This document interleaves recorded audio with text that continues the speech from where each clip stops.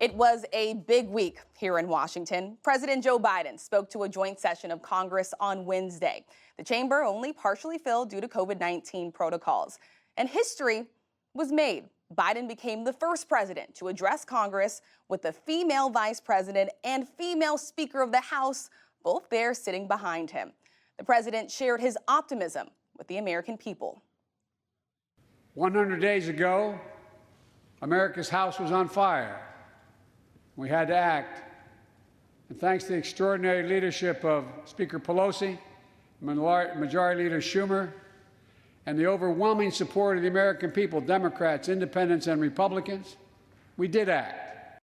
So the president has met some of his key promises on that list, administering over 200 million vaccine doses, getting Congress to pass his COVID relief bill, rejoining the Paris Climate Accord, and starting the U.S. withdrawal from Afghanistan.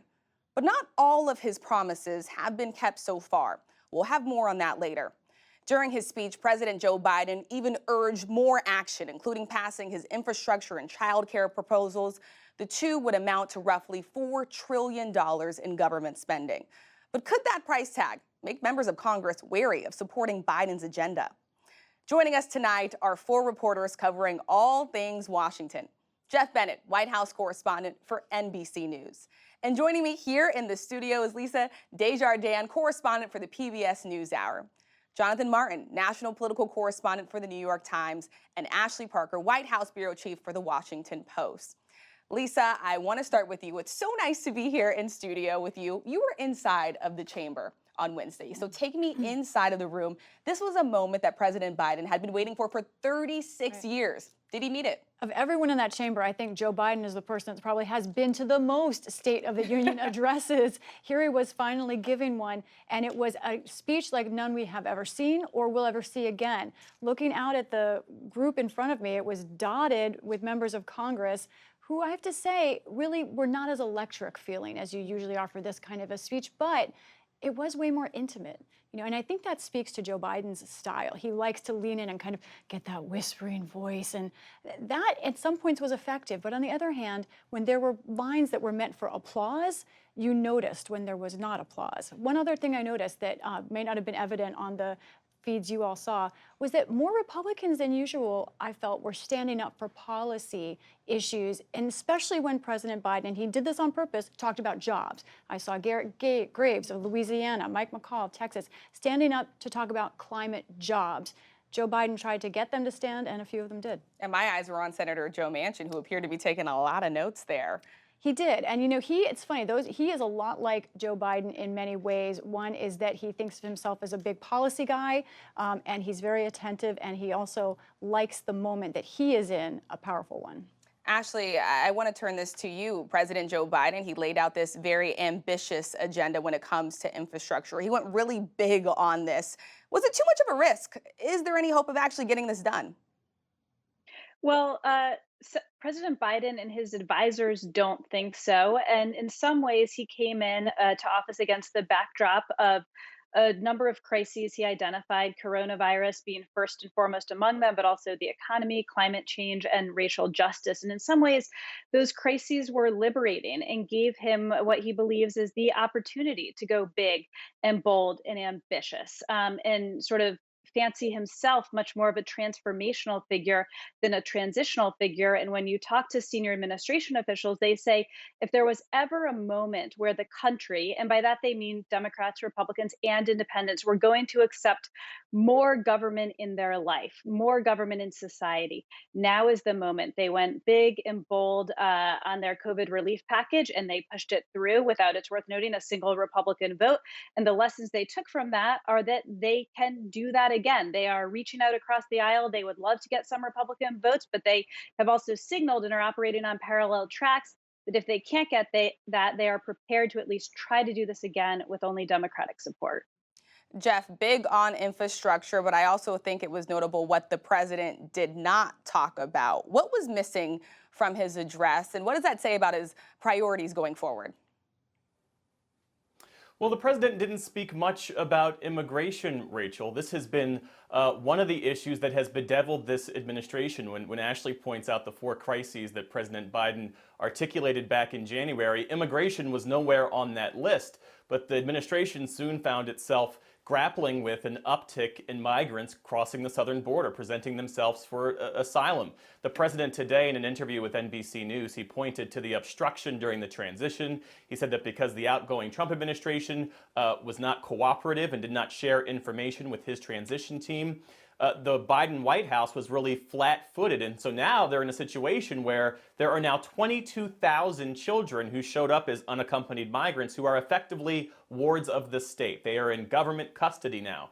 The sort of silver lining in that number, though, is that the administration has done a fairly good job in a short amount of time of moving those children from Border Patrol custody to HHS custody. And those Border Patrol facilities were really designed to hold adult men for a temporary period of time. But there was a situation just a few short weeks and months ago where those kids, many of them were staying in these facilities for weeks when they were only supposed to be there for 3 days is the legal limit. And so now the administration is doing what they can to pair these migrant children with parents and guardians. So many of them come from these Northern Triangle countries with a name or a phone number of a parent in this country that they can be paired with. And so as soon as that vetting can be done, the administration says they're trying to pair those children with those responsible parties. But right now the administration is trying to handle this through a diplomatic avenue. The vice president meeting virtually, right now at least, with the president of Guatemala. But all of those diplomatic solutions take time. If the administration is going to rebuild the asylum process that was effectively dismantled under the Trump administration, that takes time. If the Biden administration sends more money and resources to the Northern Triangle countries, that takes time. And right now what you have are migrants who are making the decision whether or not to come right now, because as it gets to the summer months, crossing that desert becomes more dangerous and more fraught. Less on immigration, definitely in that speech, more on infrastructure. Jonathan, I want to take you back to 1996, if you can go back with me here, when President Bill Clinton said at the time the era of big government is over. When you look at the price tag on these proposals, is President Joe Biden bringing it back? Well, that's the hope that the country and the electorate can swallow some of this spending in a way that they, in the Reagan era and certainly in the Clinton era, were not apt to do. And this is, I think, Rachel, one of the big bets that Biden is making, that combination of a global pandemic and a GOP president who was never that doctrinaire, especially on spending, sort of has opened the door to pursue a more expansive and expensive domestic policy agenda. I think we're going to see what happens in the midterms next year to see how the voters feel about it. But Biden is going big. There's no question about it. I'm skeptical that he can get through a divided Senate. Everything that he laid out in that speech this week, I think it's going to be a pared down version that ultimately gets to his desk. But he's going to push for as much as he can get. And I think it's going to be a great test next year in the midterms to see how that plays out. Ashley, you wrote this week that COVID-19 changed everything for President Biden. Some progressives have been surprised by just how liberal he has been. I was talking to Senator Elizabeth Warren this week. She said she was delighted to see progressive pushes like childcare included in these proposals. Are we looking at a Joe Biden that is more liberal than a candidate Biden? Yes and no. Progressives, as you said, have been pleasantly surprised with how so far big and bold and frankly progressive his proposals have been.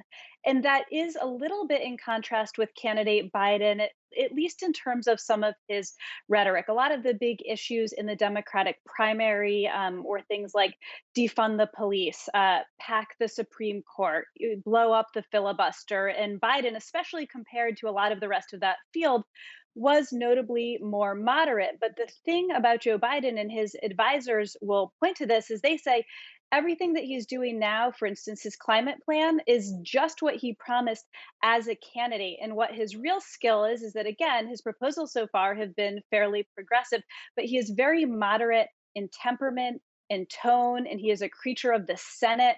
who instinctually believes in deal making, even if he doesn't, as we've seen so far, actually make the deal.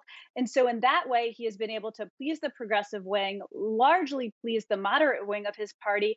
And even some Republicans in Congress, you're seeing this real frustration because they can't get any of their attacks to stick to him. Their aides, who I've talked to privately, are incredibly frustrated that all of their bosses, these Republican senators and House members, come out and before they criticize Joe Biden, say he's a first-rate person, he's a fantastic guy, he's warm, he's wonderful, and nothing exactly has stuck so far. Ted Cruz, for instance, tried to brand Biden as boring but radical, and that just doesn't have the zing you need for a good political attack. And Senator Ted Cruz was closing his eyes during parts of that speech, but Senator Tim Scott delivering the counter. What did you make of it, Lisa? You know, I thought that he definitely seized the moment. He has been a rising star for a long time, and now I think he has gotten to that point. He's no longer a rising star. He is a star for conservatives. He said something a lot of conservatives wanted to hear. America is not a racist country. But of course, Democrats aren't saying that America is a racist country. They're saying systemic racism is a problem.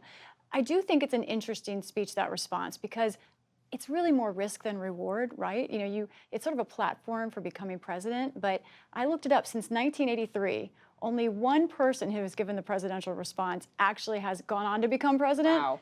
Joe Biden is that person. So, you know, a lot of jokes, Tim Scott can wait another 30 years or so, but he is definitely getting a lot of attention. It was a more partisan speech than what we've heard from him in the hallways in Congress when he's trying to make bipartisan compromise on racial justice.